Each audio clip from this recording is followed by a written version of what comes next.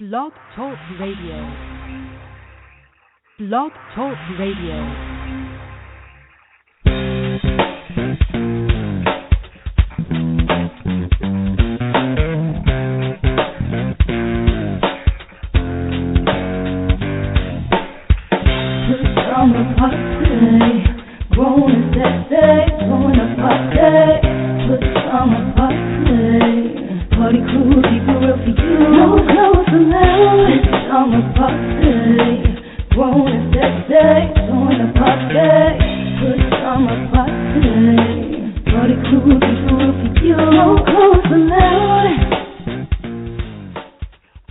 Welcome to the Pajama Party. They just carrying on. We're down here in Austin, Texas, hanging out. Where we at, Papa? We're at the Library Bar, which is on East 6th Street in Austin, Texas. We're in town with DC Homegrown down in Austin for the, what's it called? The Capital City Black Film Festival. Right. And DC Homegrown is showing a short film called Sister, Sister, Sister. Premiere. So congrats to DC Homegrown. Yes, it's a premiere. Coming to a theater near you. Yeah, hopefully one day coming to a theater near you. So we're here to support them. Right, because they pay the bills. That's right. So we're not in our normal studio tonight.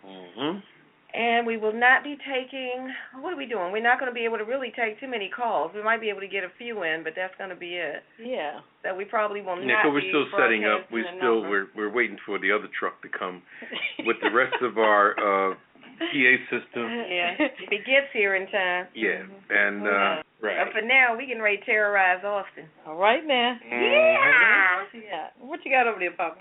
Anyway, I'm Poppa DD, by the way, and I'm here with Ketel. Hello. And Redwine. Yeah. All right. I'm the boss, and they work for me. But DC Homegrown might not hear that. Yeah, they got a laugh. They got an immediate laugh. So you know it must have been BS. What's in your glass? Anyway, I tell you what, why don't we give condolences to Frank Gifford, who was a legendary football player back when football was a manly sport, where they didn't have no rules about how to hit somebody, whatever. He's an American football legend, Pro Football Hall of Famer, by the way, who enjoyed a successful transition to the broadcast booth. He died Sunday, which was the same day as the day after. The Hall of Fame day was Saturday. He died the day after the Hall of Fame day, which will probably go down in history to that respect. And he died at home in his Connecticut home with his family. He was married to, as you know, talk show host Kathy Lee, who was famous for Regis, and now she's with Hoda. And they drink all day, but that's all right, because so do we. And it's with the deepest sadness that we announce the sudden passing of that beloved father and husband and football hero and all the things thereof. He was the face of the New York Giants franchise during his glory years of the 50s and 60s. Imagine that. Bringing the team to 5 Eastern Conference titles and 1 NFL championship. Wow. All right? He was the ultimate giant. And when you say giant, you're talking about a long list of giants. I mean, you're talking about Strahan and Lawrence Taylor and people like that. And this is the beginning of that line. So he goes deep. And there's a host of other people. You know, and he joined the Giants as their number 1 draft pick in 1952. Wow. Man, that's early. That's early. Yeah. If you was around during that year, God bless you. He was born in Santa Monica, California in 1930. He was the youngest of 3 children, and after completing high school, graduated high school in 1948, by the way, and he joined the NFL, and he was the NFL's most valuable player in 1956. He brought the Giants to a league championship. He did everything. He was a running back. He was a quarterback. You know, he did everything. And he had a big head injury against the Philadelphia Eagles, was put him on the sideline in 1961, but he came back after that, and all kind of accolades. You know, he's in the Pro Football Hall of Fame, like we said. He was inducted. Show you how far this gentleman goes back. He was inducted to the College Football Hall of Fame in 1976, and then into the Pro Hall of Fame in 1977. Wow. So this man has been out there for a long time. So we just want to give our condolences to Mr. Frank Gifford. He also did Monday Night Football and all that jazz. He was around with what's the gentleman who used to taunt Muhammad Ali? Howard Cosell. Howard Cosell. Yeah. I mean, he was out there. Yeah, I used to watch Monday Night Football just to hear his voice. Yeah, anytime you graduated high school in 1948, man, you've been around for a minute. Right, yeah. So he was 84. So our condolences from the Pajama Party to the Gifford family on their untimely demise. Mm-hmm. All right now. And Ketel, you want to do the rundown, or you want to take a CC break, or? Sure, I'll give a little rundown, then we'll take a little CC break and be back. All right. Hot topics, Black Lives Matter, protest shut down Sanders event, more unrest in Ferguson, it's unfortunate, Bobby Christina estate lawsuit, unarmed college football player shot by rookie officer. Then we're going to get into our hit and quit it headlines. Mr. Warren Buffett makes another big purchase. Austin loves his barbecue, but not the smoke. Intense hail strikes Delta jet cockpit. Target to move away from gender-based signs. EPA accidentally turns river orange. What's popping with Poppa DD? He's going to talk about Megyn Kelly. Weird news. Man planning robbery calls 911 on himself. Dead woman wakes up screaming at funeral home. And homeowner parks plane in driveway. I'm just saying with Redwine, trusting technology way too much. Living for the city with Papa, he's going to surprise us tonight. Celebrity birthdays, my Hollywood wrap-up. Cocktail of the week, which we're sipping on now. Kiss It list, and also the last word.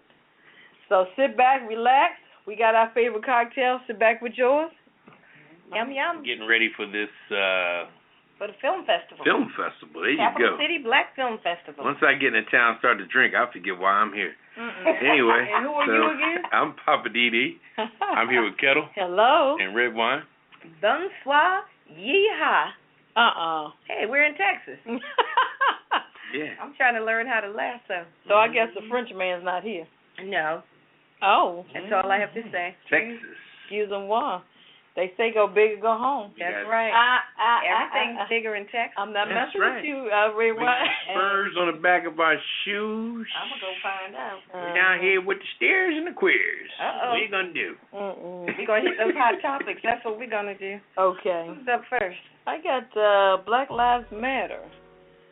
Black Lives Matter protest shut down Sanders event in Seattle. Seconds after Bernie Sanders took the stage, a dozen protesters from the city's Black Lives Matter chapter jumped barricades around the stage and grabbed the microphone from the senator. Holding a banner that said, "Smash Racism," two of the protesters, Melissa Jane Johnson and Maria Jacqueline Williford, why do you have to use their middle names? Who the hell knows? They're the co-founders of the chapter that began to address the crowd. So they start saying, "My name is Melissa Johnson, co-founder of Black Lives Matter Seattle."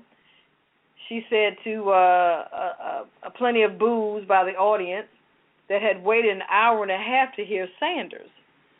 She goes on to say, "I was going to tell Bernie how racist this city is, filled with his progressiveness, but you already did for him, so thank you." I'm like, okay. So to sustain boos from the audience that assembled to see Sanders, Johnson demanded that the senator take action on saving black lives and called on him to release his plans to reform policy. "Bernie Sanders, would you please come over here," she said.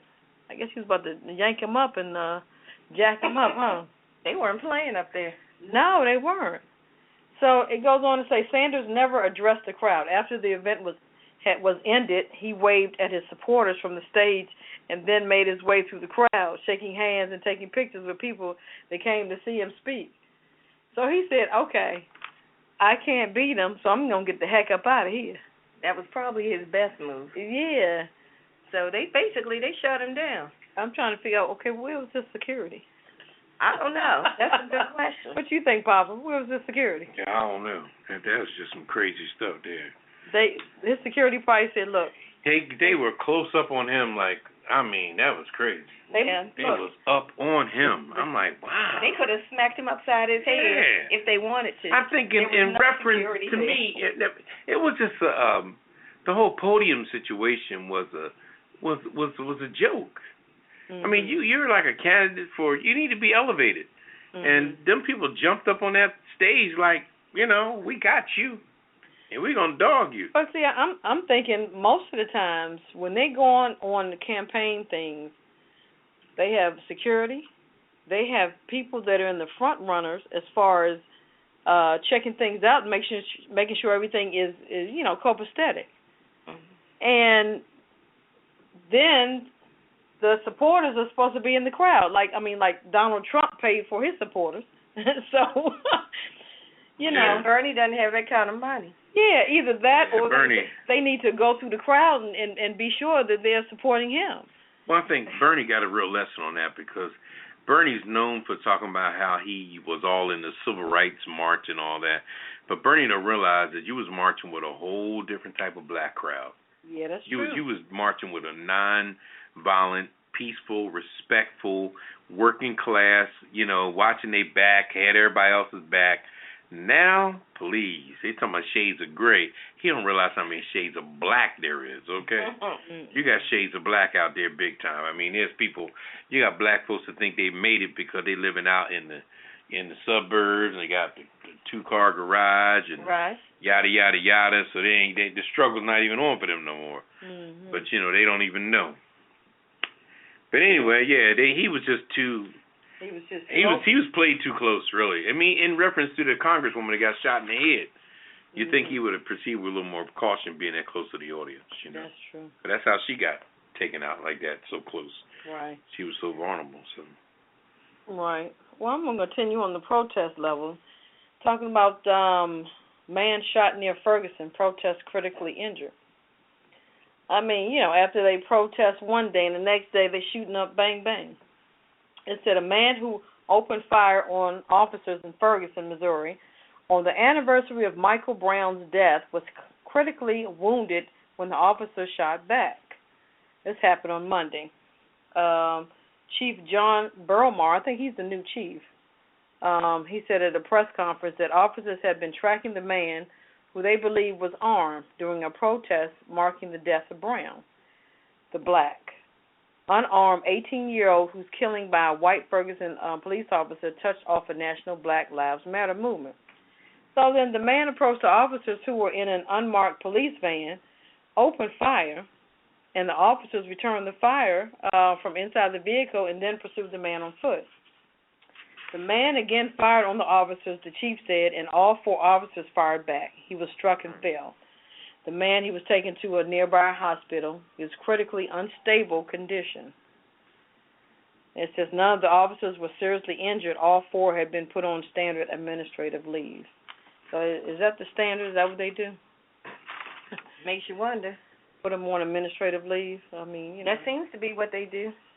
Yeah. I guess they don't want them to go back out there and act a fool, I guess. Well, never mind. I was going to say what's wrong with firing them. But I guess they have to have proof. Right, they have to go through the investigation. But I'm saying, one day you're doing the protest, the next day, you're shooting them up, bang, bang. It's got to be one, right? Unfortunately. It's always one. Right, Papa? That's for sure. It's always one. Always somebody going to act out. Right. A lot of them don't have anything else to do. They, Is that what it is? They live in a mediocre life at the best, and they're content with it.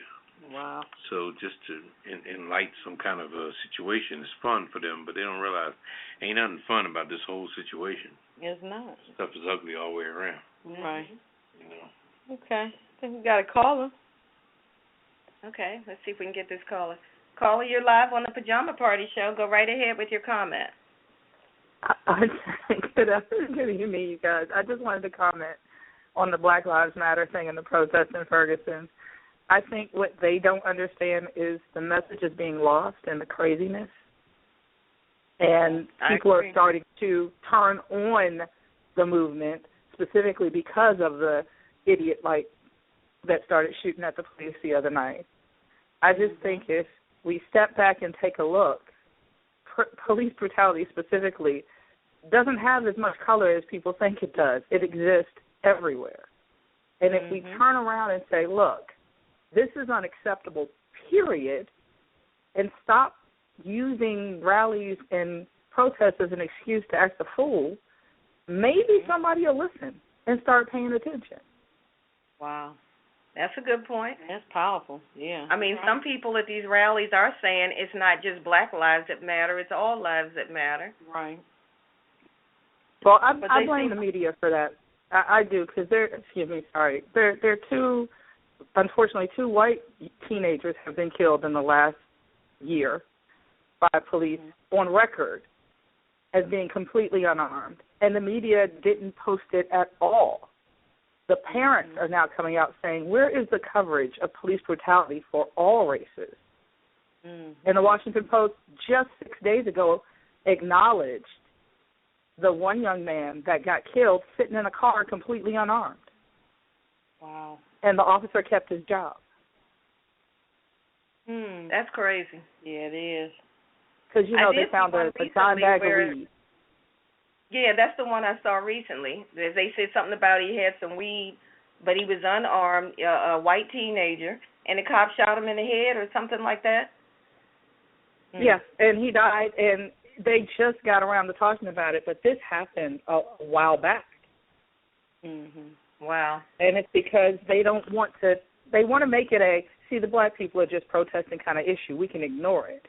Instead of accepting that, no, you have a legitimate issue with police brutality in this country you need to address. Right. As long as they can make it about us, it'll never go away. Yeah, it's unfortunate. That's a good point. Thank you. Okay. All right. Thank you, caller. Yeah, I think she hit that one on the head. Yeah, I think you're right. Yeah, but I think it's entertainment, per se. That's what it's coming down to. Look at Donald Trump, his crazy ass self. But it's starting to become entertainment. Yeah. Or they see white cop on black. Oh, we're gonna grab this. This is the biggest story of today, or biggest story of the week. This is what we want. This is gonna boost up our ratings. And that's very unfortunate. Yeah, it is. You remember, it was a couple of months ago when the elderly gentleman who was Indian, he was just walking down the street in the neighborhood of his son, visiting when they had a new grandchild. You all remember that story? Yeah, and the cop came up there and body slammed him, beat him all up. The man ended up paralyzed, and only because he didn't speak English. And the cops were basically harassing him because some neighbor called the cops and said, there's a strange man walking around, looking around at houses. It's always how it's reported. And I'm scared. I don't know who this is. So the cops, instead of trying to find out what's going on, they approached him like he was a criminal. They approached it the same way it was reported on the radio. And this man was an Indian man. What is that, East Indian? Or was that West? East Indian.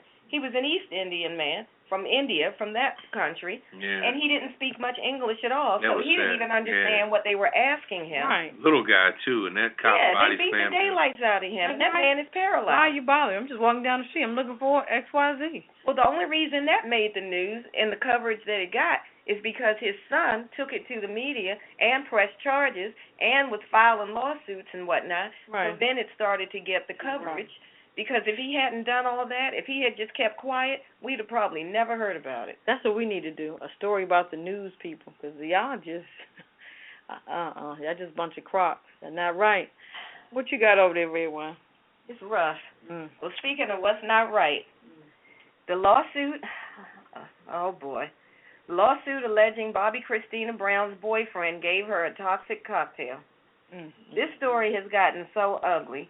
I hope for Nick's sake that, this stuff is not true, because if it is, he's going down hard as a brick. Yes, he is. So I'll give you the story. The estate of Bobby Christina Brown has filed a multi-million-dollar wrongful death lawsuit against her boyfriend, Nick Gordon. The two of them shared a townhome in Roswell, Georgia, which is a suburb of Atlanta. The lawsuit alleges that he beat her after an argument on the morning of January 31st, and then gave her a toxic cocktail to knock her out. It accuses him of placing her face down in a bathtub of cold water, causing her to suffer brain damage. and the lawsuit is seeking $10 million. Wow. And as you all know, she died in hospice care late last month at the age of 22. Now, Gordon has, as of this point, has not been charged in relation to her death, but his legal team says that the suit is slanderous and meritless, and that he's heartbroken and destroyed over the loss of his love, Bobby Christina, and that all these allegations are shameless. And then in the same breath it says, but he's engaged civil counsel and intends to defend the lawsuit vigorously and expose it for what it is, a fictitious assault against the person who loved Chrissy the most. Oh, please. That's what he says. Now, the story gets crazier because then it goes on talking about, you know, the speculation about all of the injuries that she had once they put her in the hospital. There was a friend of hers, Daphne Barak, who said that in February, when police questioned Gordon about the bruises on her chest, he said that those were the result of him or whoever was trying to perform CPR, trying to resuscitate her. But the lawsuit also says that there were some other interactions that happened with him and taking money from her account without her knowledge. I believe they said it was about $11,000 or $12,000. Then they found out he had installed cameras all throughout their townhome so that he could watch her and monitor everything that she said and did. Now, this is her home that he shared with her, but he's got all these cameras and stuff rigged up all over the house. So at one point, now, there were witnesses who saw some of this alleged abuse going on. They're saying that there were some witnesses there who saw him, Nick Gordon, lunge at Bobby Christina on the living room couch so hard that it broke the couch and knocked her on the floor, and then he continued to beat her in the face until she was bloody, kicked her in the side until she was screaming and curled up on the floor. Now, who saw this? It doesn't name names. It says witnesses. I guess there's... But you're going to sit there and let this happen? That's what I'm trying to understand. Come on. Nobody stopped and said, yo, Nick. Yeah. It was all stone, probably. But that could have been it, too. It says that this attack caused Brown to lose a tooth, and there was blood on the floor. Then he ended up, she was crawling around because she couldn't stand. Says that he dragged her by her hair up the stairs. There was a trail of blood going up the stairs from the bloody tooth. He drags her up the stairs, and then he told the people that were present, I don't do this often. So then, after he dragged her up the stairs, threw her on the bed, he came back and told a female that was there, it was a white female, told her, I think I'm going to try a white female like you next. That's what he said. Doing the same thing what he just did? I don't know if he meant that or he meant to date or get with or whatever the case. Okay. But it says that at 6 a.m. on January 31st, Gordon returned from an all-night cocaine and drinking binge, according to the lawsuit. He reviewed the surveillance camera footage and listened to conversations that Bobby Christina had previously had, which led up to an argument that started in the kitchen, moved into the living room, and ended upstairs in the bedroom. Argument lasted for about 30 minutes. And according to what they saw on the footage that cameras he installed, plus what these alleged witnesses said, based on what he overheard, she had a conversation with someone who she told, he is not the man that I thought he was. Well, when he heard that on the footage, that's what they said set him off, and that's what led up to the events of him beating her, knocking her out, putting her in the tub, and all of that. I think they put her in the tub to kind of like rinse her off, so to speak. You know what I mean? After all the damage on her, I think that they put her in the tub to think they're going to heal the wounds or something like that. And ain't no telling what happened with her when she got in the tub. She could have turned over or passed out or whatever. It was just some tragic stuff, you know, with just a bunch of reckless young people that really shouldn't have been on their own. No way, not to mention having drugs and all that money around. That was just a Molotov cocktail waiting to happen, you know. And it goes all the way back to the days, you know, of that whole situation with her mom and everything. All that stuff just manifests itself from the beginning. If the cocaine was never brought in the picture years ago, this situation never ended up like that. So we got to stop talking about so much modern day, and we got to go back to the root cause and see when all this stuff came into play. When that cocaine first get in this circle. You know, and then Mom say one day, yeah, take a hit. You can take a hit. I mean, because, you know, Whitney was stoned as hell. You know, all the time. All of them was just, cocaine was just the main ingredients in the whole crowd. That's just it. And it what just you're was saying like, in you the know. lawsuit is true, that he had been out on a cocaine and alcohol binge. That's not a good combination anyway. And then whatever went down in that house, in that townhouse. Well, we can't be so close-minded there again. We also got to look and see who tends to benefit from well, I'm not saying I believe it. I said if that's what happened. We also got to see who's named as her beneficiary in her life insurance policy. Probably your aunt. And start following that paper trail, too. There you go. You can't be so close-minded to be so, because the media would teach us to not take our buffers away. Oh, wow, you hear what happened to that person? Well, I'll that's never why get I said excited all with of people. these things are alleged. Now, whatever footage they have when they get to the but none of wrongful this stuff death suit. excites me because, you know, the truth Well, is going to come in. The story. Yeah. I didn't say I believed it. I said this is what they're saying. This is the wrongful death suit that's being put because forward. the whole thing people got to remember, has been decided when yet. it comes to drugs, first of all, nobody wants to get high alone. Okay. So when you got a drug-infested house, chances are you got 4 or 5 people sucking on that pipe or sucking on that joint. Nobody wants to get high alone. That's just a getting high rule. So whenever there's cocaine around, people are sitting around, friends, whatever, you know, everybody do. As long as there's some free drugs to be distributed or snort or smoke, and you know, marijuana is always the catalyst of everything.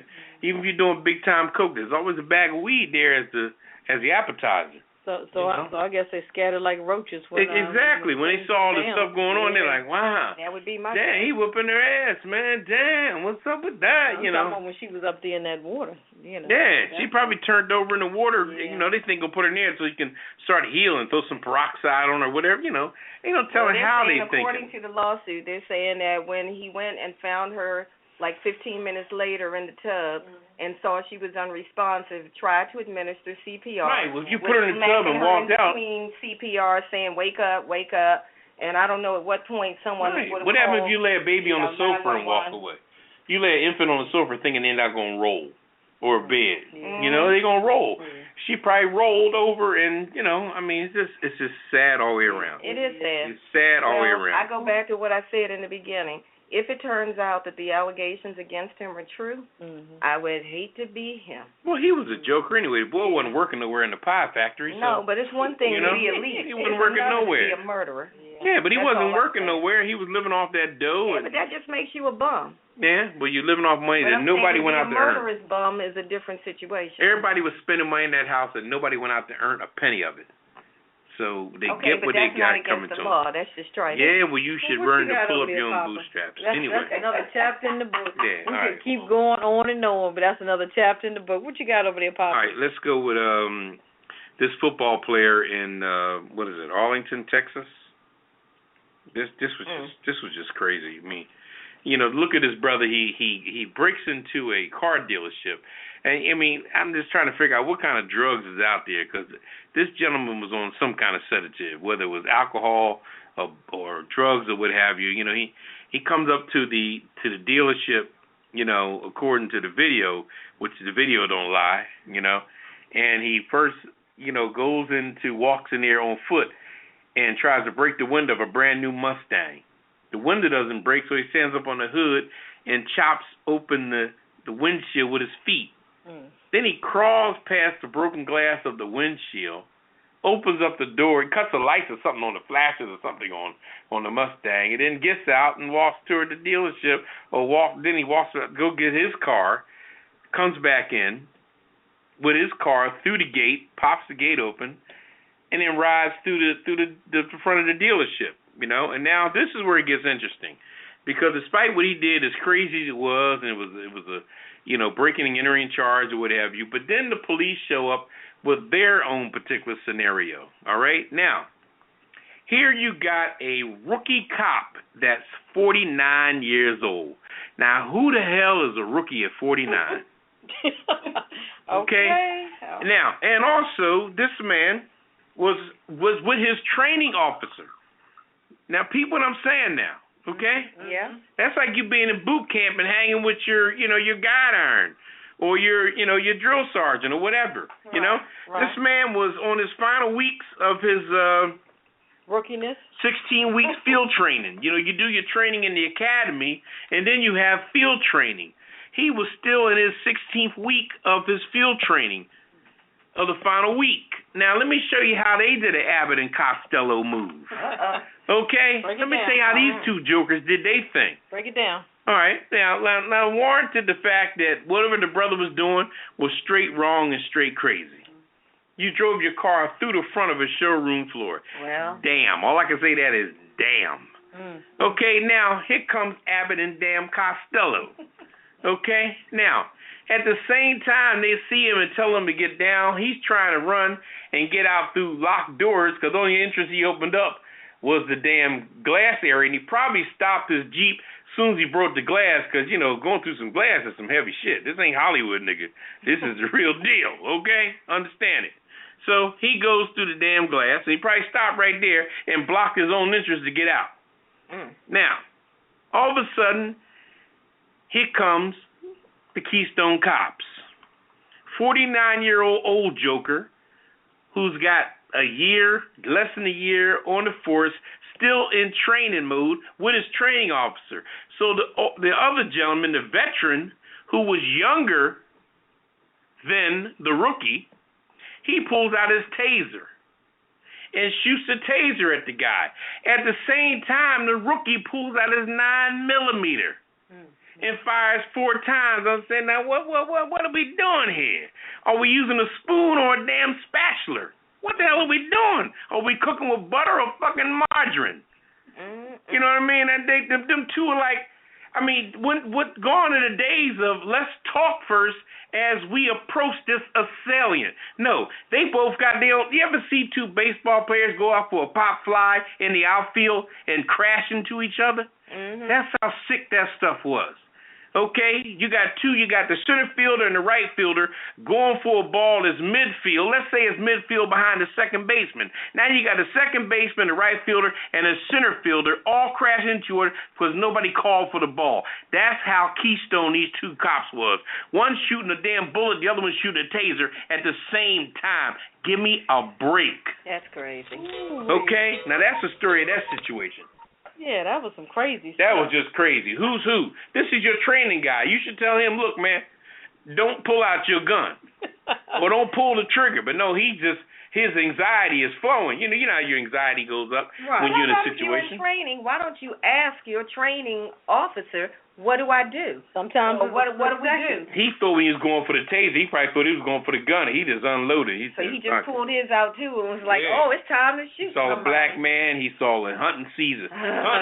You know. So, I mean, that was just interesting. I mean, give that food for thought over the next few weeks when you follow this story. Give that particular situation food for thought and see how they flip this situation. Because that police force right now is looking like fools because who was running the show?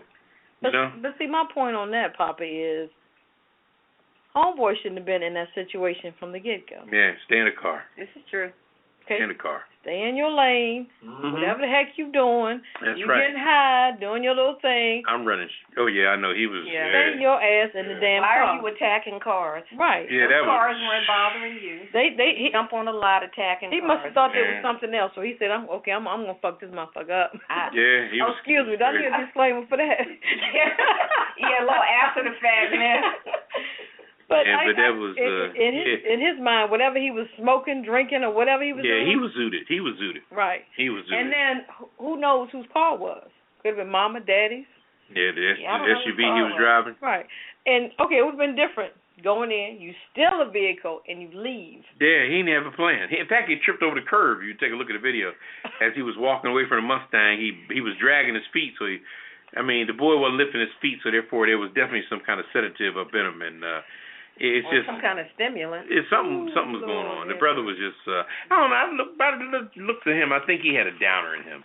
I don't think he had a stimulant in him. He looked like he had a downer. Yeah, he had something inside him, like some pills. My thing is, don't put your ASS in those situations. That was crazy. Your ass won't get shot up. But the cops showing up, Yeah, but I still say, even though he was 100% wrong, they didn't have to kill him. He ain't there to die, no. He didn't have to die for being stupid. Die, no, not at all. There are many a person that go out here and do ignorant, stupid stuff every day, and they live to tell it.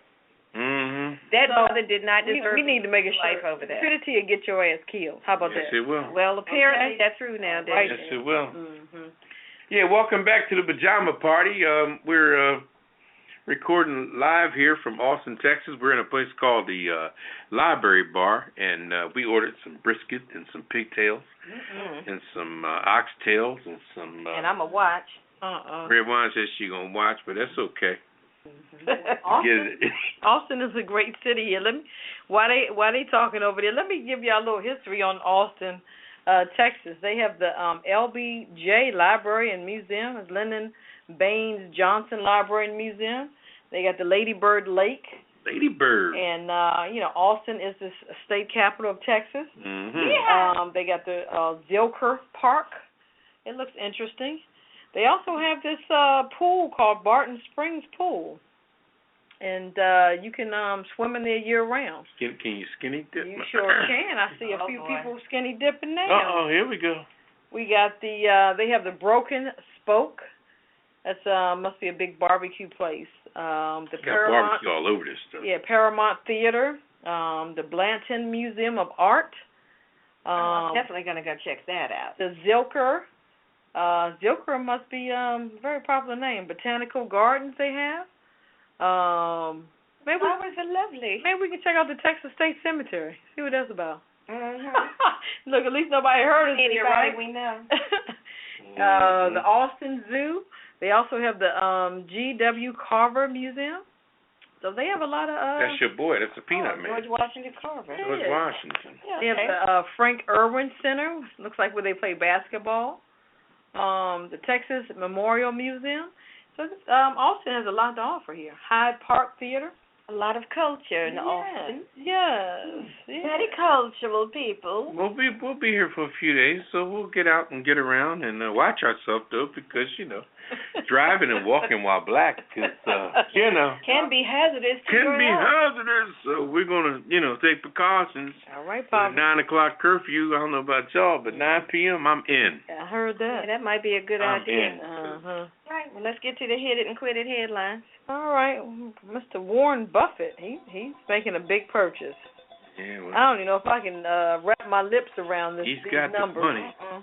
Billionaire investor Warren Buffett's Berkshire Hathaway reached a deal to acquire aerospace supplier Precision Castparts in a deal valued at $37.2 billion.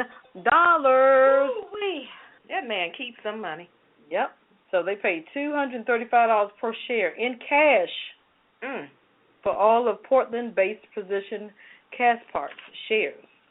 Okay. That represents a 21% premium on the stock's Friday closing price of $193.88. Buffett says he's admired the PCC operation for a long time.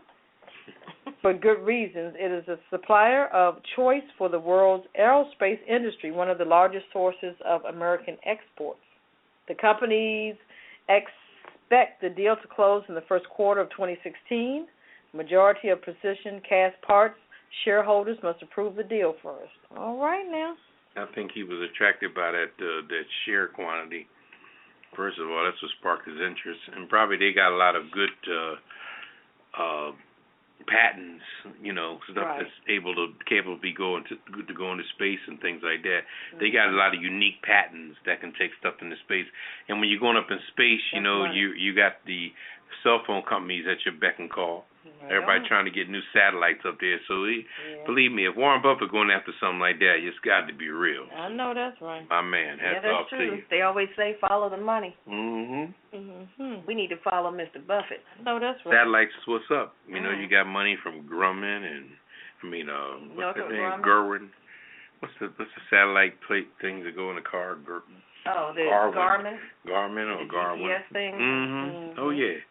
Right. Cell phone people, Smart. You did a great deal. And plus, like I said, the stock price was high, $230 a share. Yeah, that's a lot. Are you kidding me? Mm-hmm. That's what he was watching. He didn't try to give a damn about the shuttle. Right. He probably don't care. I guess he said they're raking in money. He don't care how.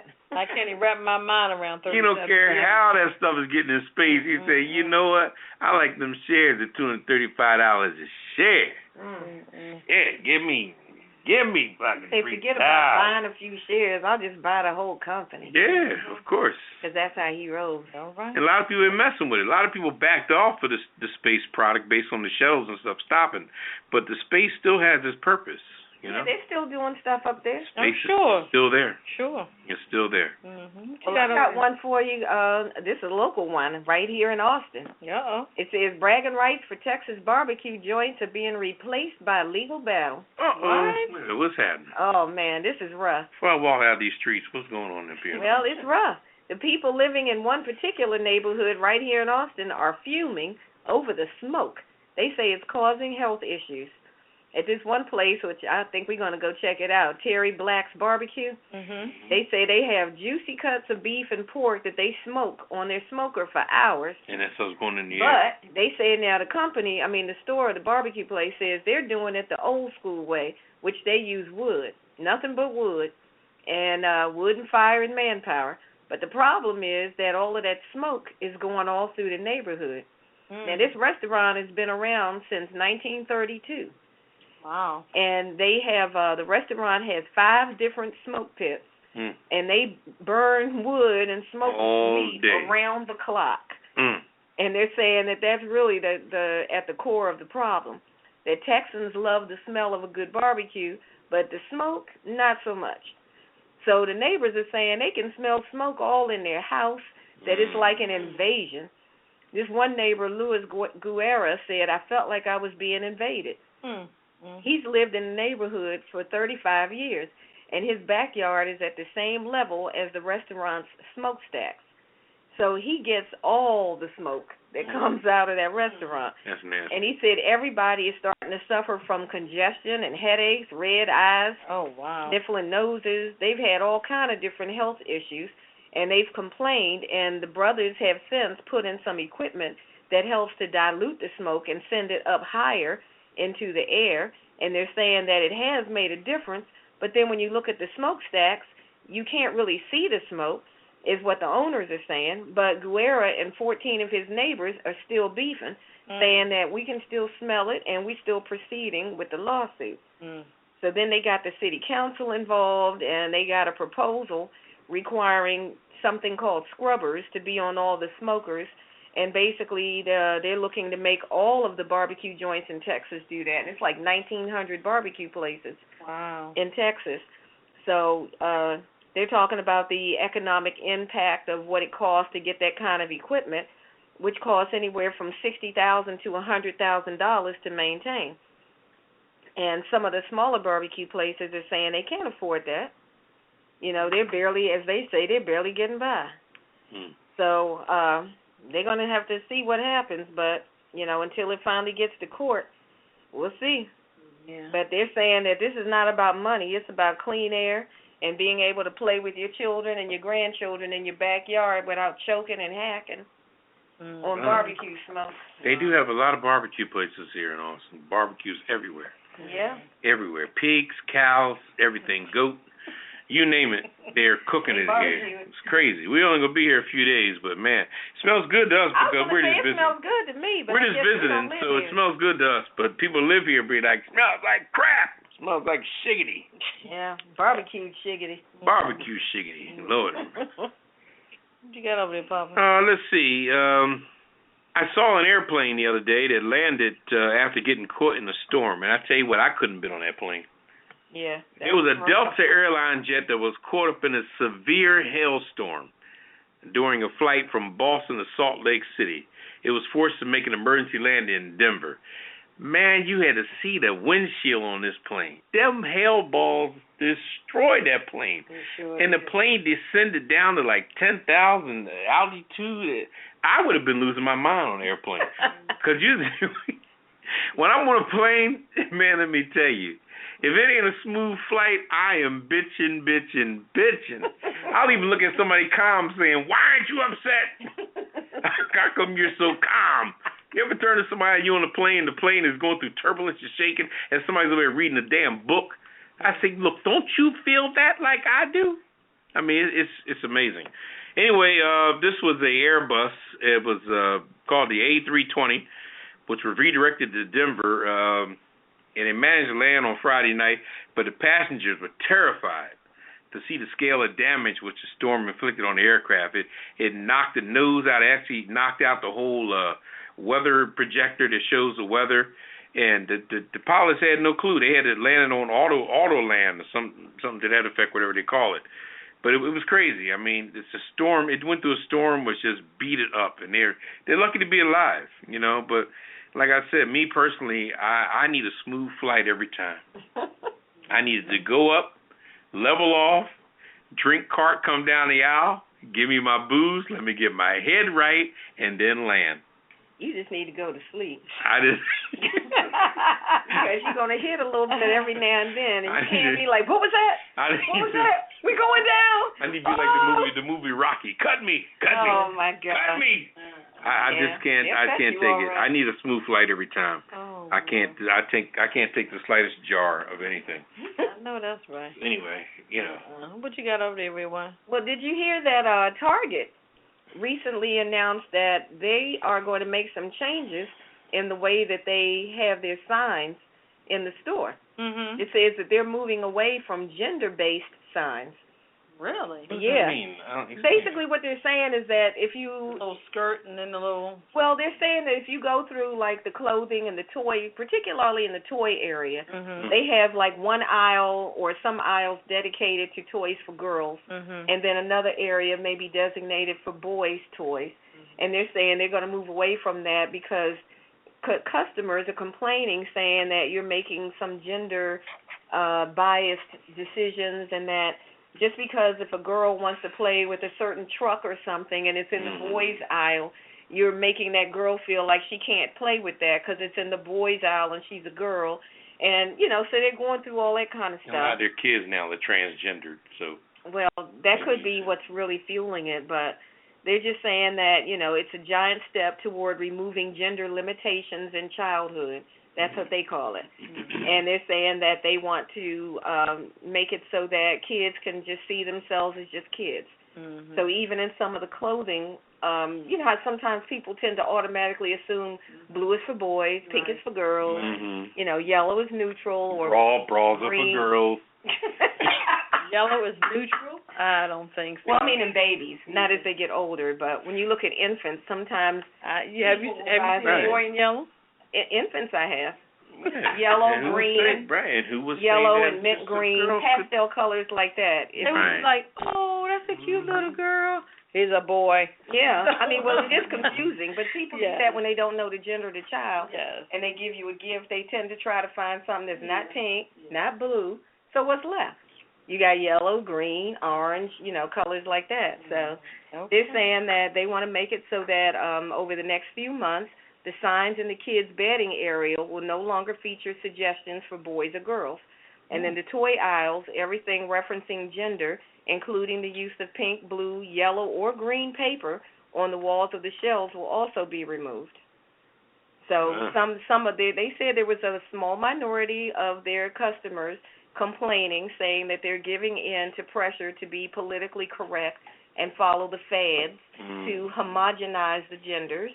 But some of the other customers, apparently the ones with the louder voice, are saying, thank you. I'm so tired. One customer said, thank you. I'm so tired of my daughter trying to play with her best friend, who's a boy, and him not wanting to because of whatever toy she had is considered to be a girl's toy, and vice versa, or not wanting to watch a show because it's designated to be a girl's show. So they're saying that this will make things more equal, more gender equal, and that this color-coded marketing is regressive and harmful. Whatever. And these little 9-year-olds got to deal with all that. Oh, boy.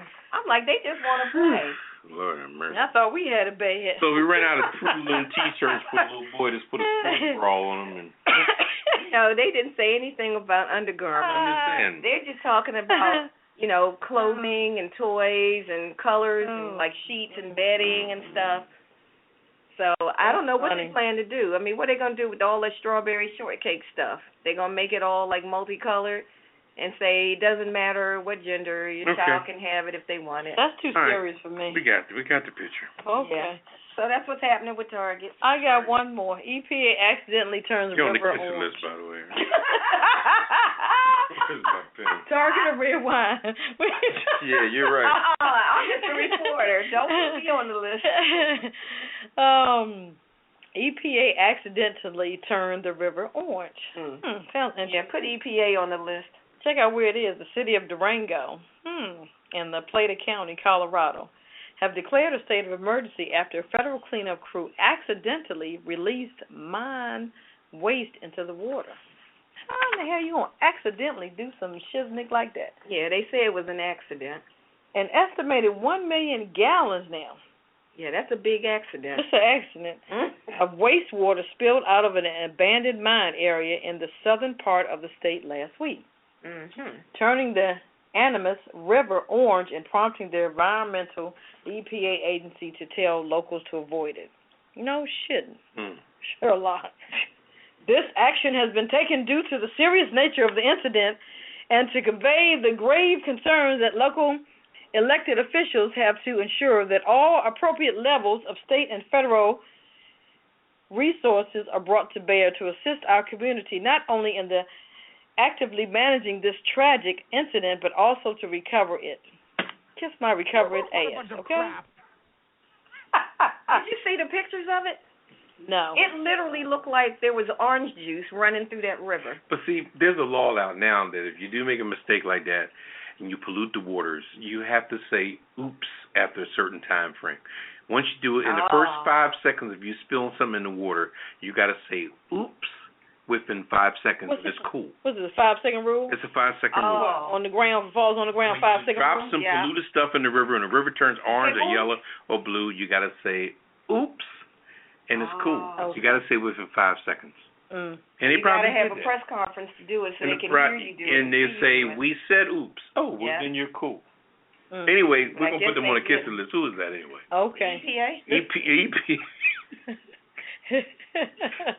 And didn't they say that stuff was leaking? EPA of Colorado. Into New Mexico? People officials say that they believe the spill carried heavy metals, mainly iron, zinc, and copper, from the mine to a creek that feeds into the Animas River. From there, the orange water plunged steadily along through the small stretch of winding rivers to the it turned the water orange. Colorado. Literally. But see, Colorado, now, these people are zooted on weed, first of all. Well, now, let's just you say think that. maybe that's what caused the alleged accident? The employees at the place were probably, you know how much weed is in Colorado right now? Ooh-wee. It's crazy. Are we gonna broadcast from Colorado next time? Okay. I can't take know it. about that Rocky Mountain High. I'm weak. I'm weak. They make you weak at the knees. I'll be trying to sneak something back like Dionne Warwick in the cigarette pack or something. Well, that's the end of the Hit It and Quit It, but I just want to say we are here in Austin, Texas. Yahoo! We're at the Library Bar on 6th Avenue, East 6th Avenue. Get it straight. Yeah. And we're smelling the smoke in the air. It smells good to us. Yeah, I don't know we just got off the plane, so it smells good to us. But we're here to give support to DC Homegrown. They are our parent company here. Yep. Black Film Festival. Right. They have a movie happening called this weekend. Sister, and it's going to be shown this weekend at the Capitol Film Festival. At the Palmer Event Center. So you never know. All right. DC Homegrown may come back as millionaires. Yep. And I will be their best friend. I hope they continue to sponsor us. I hope so, too. They might get too big for their britches. Welcome back to the Pajama Party. I'm one of your hosts, Poppa DD. I'm here with Ketel. Hello. And Redwine. We having too much fun over here. That was an inside joke. Anyway, we're hanging out in Austin, Texas right now, where the air smells good to us, but the people complain like hell. They claim there's too many restaurants smoking their meat. And don't take that literal, okay? They smoking their meat? Yeah, they smoking too much meat. They smoking meat, and people are tired of smelling pork one day, goat one day, chicken one day, and beef all day. And it smells good to us because we just got off the plane and we had cocktails already. And we're drunk. We're drunk actually, and Wait a minute, we gotta pop this next bottle. It smells good to us. Right there. Anyway, yeah. Mhm. Okay, so what we got? Where are we? Anyway, we're in Austin. Did we say that? Yeah, we're in Austin. Okay. We're at the library bar, and they're kind of drink going. Yeah. Trying to do this show. They're looking at us kind of funny. We're in the back. In the booth. Yeah. Yeah. The black population here is about 2%, so and we brought our own beverages, so they're watching us. Out. Yeah, we got a bunch of nips down in our socks. I got some, Anyway. What we got? My what's popping tonight with Poppa DD? I'm gonna talk about Megyn Kelly from the Fox News Network. Okay. Now, first of all, I thought Megyn Kelly was kind of suspect because she was all dialed up. She had her little hair, her jewelry, her little black outfit. I think she had no bra on, nipples popping. You know what I mean? See, when you looked at her, it's like she was on a prom date that night. And I think her and old boy is doing their thing. The governor from Wisconsin, what's his name, Redwine? I have to look his name. The governor from Redwine, Scott Walker, I think his name is, off the top of my head. She was so nice to him. Oh, Scott, hey, Scott. Okay, now, I'm going to give you two scenarios now. She jumped on Donald Trump about, calling women this and women that, which was totally unnecessary because you didn't talk to Cruz about wrapping bacon around the front of a damn gun and shooting it at a range, making the bacon hot, and then eating the bacon off the front of the gun. He called it what? What do you call it, Redwine? Machine gun bacon? Machine gun bacon. That's machine gun bacon. Or the other guy who put the cell phone in the blender and all the rest of that, all that crazy. You didn't mention nothing to the eccentric and Rand Paul. You didn't say nothing about all that Jerry curl juice or that mousse he wears in his hair. Okay, I mean, there was so many things you could, or you didn't talk to Chris Christie about the Bridgegate when he backed up the George Washington Bridge. Yeah. So you didn't really crucify nobody else on their real done deeds. That's true. Okay, but you're going to jump on Trump because, see, Trump is the kind of guy like Prince, okay? You know Prince? That's Redwine's boy. Yeah, Scott Walker's his name. She likes him. Anyway, Prince is the kind of guy that as soon as a fabulous, nice-looking, sexy woman comes into the business, Prince had already slept with her. Okay. Like the woman, for example, the ballerina. What's her name, Redwine? Misty Copeland. Misty Copeland. Damn. That's a dancing woman. Whew. Built like a brick shit house. Anyway, Misty Copeland, if you can pull it up on the computer, pull it up. Misty Copeland. Built like a brick shit house. Anyway, you distracted me. Every time I hear that name, I get distracted. Anyway, where was I? Brick shit house. That's all I Anyway, Megyn Kelly, right? She said too many words to Trump. Well, it was how did you call women dogs and fat? And you could have said those two right there. And then he tried to play with her and say, just Rosie O'Donnell. Oh, no, it wasn't. It was more than that. Well, where'd that come from, Megyn? Damn. He was making a joke, and you let the joke go over your head, and you started crucifying him personally. And you send him, all you are is a mediator, for God's sake. You're an anchor for Fox Radio. You ain't running for president. So back off. They could have used any mediator, anybody. They happened to use her. She's all dialed up that night like she was going to a prom. You know what I mean? And now she's in the news, so she's happy as hell. So it was just a mess. I think she beat him up too much. And then when he came back with the term of saying she was bleeding from her eyes and bleeding from other places, I didn't even match up the menstrual thing, because I ain't got a perverted mind like that. But Redwine, she matched it up. I wouldn't even think about it, right, Redwine? You over there laughing. When he said... I'm just going by what the man said. He said she's bleeding from her eyes and other bleeding places. from her wherever. Wherever. I didn't even what does that mean? I didn't even bring the menstrual in play. Okay. But Redwine, being she's a freak of the week and all that. Yeah, okay. No, I'm just a normal person. Ketel, did you tap into that? No, I didn't think nothing. I didn't think nothing of it either. Well, y'all just weird. Donald's crazy. Donald knew exactly what he was saying, and he tried to play it off. But anyway, go ahead. Yeah, whatever. But I just want to say that, Donald Trump entertains me. And I appreciate his no-holds-barred attitude. And I appreciate watching a Republican as good TV because they entertain me. Not to mention the other young lady who's running the one who was... What's her name? Farina. She was fired from Hewlett-Packard, by the way, in a boardroom tussle kind of thing. She had some ideals they wasn't buying. They kind of got rid of her. See, people think because they give you a severance package to walk with, they ain't really getting rid of you. They still got rid of your ass. They just gave you some money to walk with. Okay? But she got fired from Hewlett-Packard for, trying to step too strong because she had too much strength and too much power, and they leveled that ass. But anyway, she's going to be the next one because she's a puppet too. I can't wait to see her and Trump both on the same stage. Now, that's going to be a battle. But all I say is sit back and let this stuff entertain you.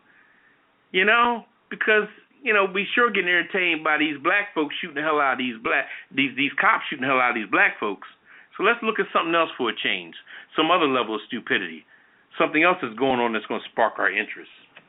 So anyway, I just wanted to put that out there. Megyn Kelly, you're definitely on the kiss it list tonight. And Donald Trump, I'm going to give you a gold star, my brother, give you my main man. I'll put him on the kiss it list. That's my main man. Well, I'm putting him on the list. Anyway, That's all I got tonight for my What's Poppin'. Give me a call. You want to rebuttal that. If you hate Donald Trump, give us a call, 914-803-4306. If you can get in. If you can get in. If you're already in, just press 1. Yeah, because we're here in Austin, Texas. We're in Austin, Texas, and, we're down here at the Capital City Black Film Festival, giving support to DC Homegrown Entertainment. They're premiering their film, Sister, Sister, Sister. So, check us out. I just say the pickled pig feet and some pigtails.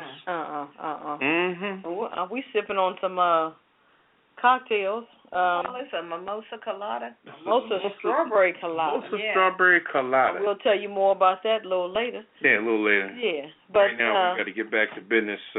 But we do have an event coming up. We forgot to tell you about that. Yeah, we having a party, another party. Please come to our party because this way you can meet us. Because other than that, we're very inconspicuous people. This party is on August 29th, which is a Saturday night. And it's at the White House, and that's in Southwest D.C. Pull up the website at apajamaparty.com. You get more information on it. It starts at 7 o'clock, just so you can get there early.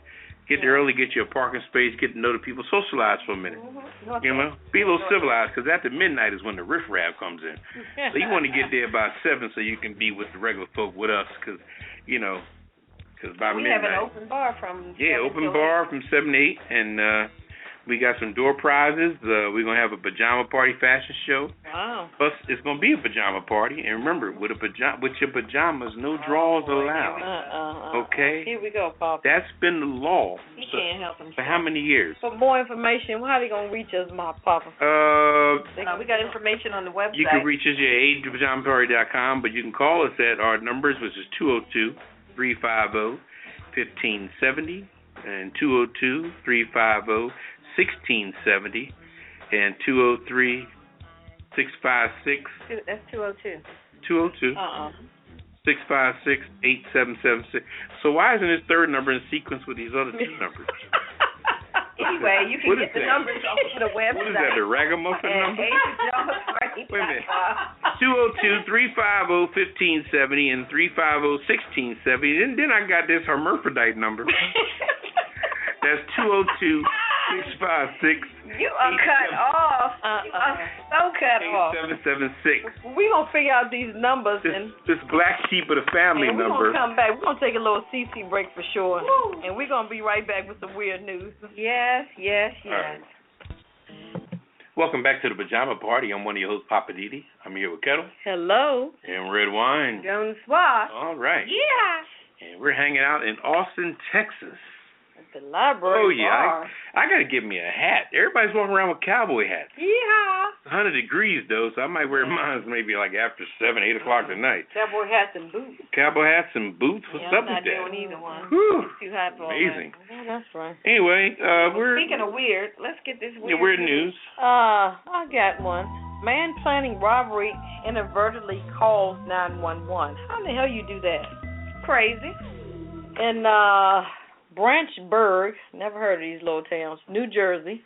Authorities say a man planning a burglary inadvertently dialed 911.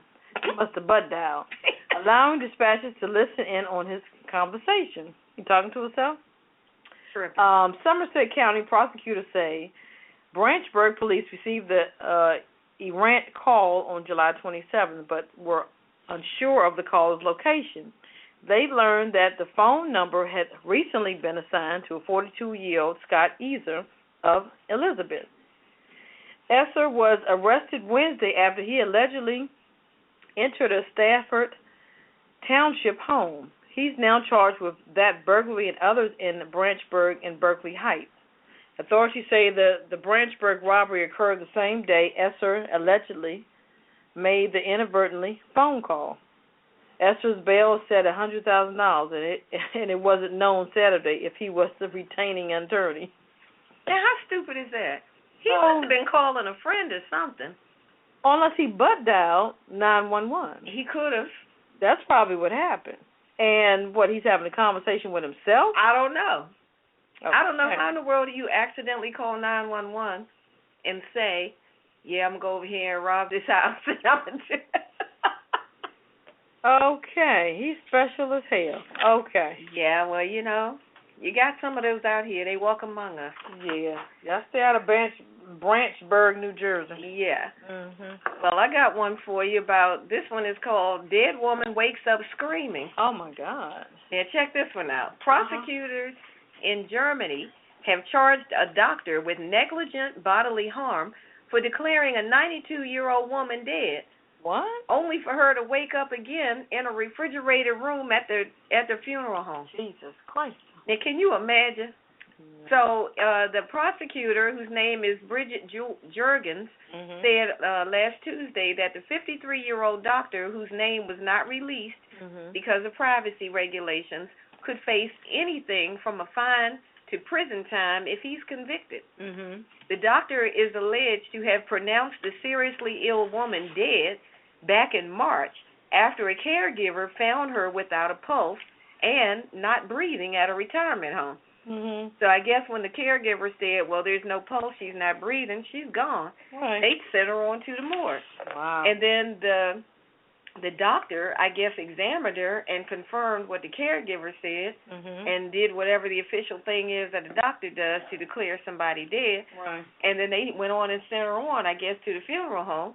Then that evening, a worker at the funeral home where she had been taken heard a scream from the refrigerated room and discovered that the woman was alive. OMG. And now to make the story even crazier, Jurgen said that 2 days later, the lady actually died of heart disease related to an unrelated incident. Oh, wow. Unrelated to the incident. Right. So can you imagine to go through all of that, to wake up in a refrigerated area, they got you in the morgue, saying you're dead, you in the funeral home, laid out on a slab, you wake up, and then they take you to the hospital, and then you still die 2 days later. That's crazy. I guess when it's your time, it's your time. Yeah. Wow. So she cheated fate for 2 days, but I'm glad I wasn't in that funeral home. Wow. Yeah.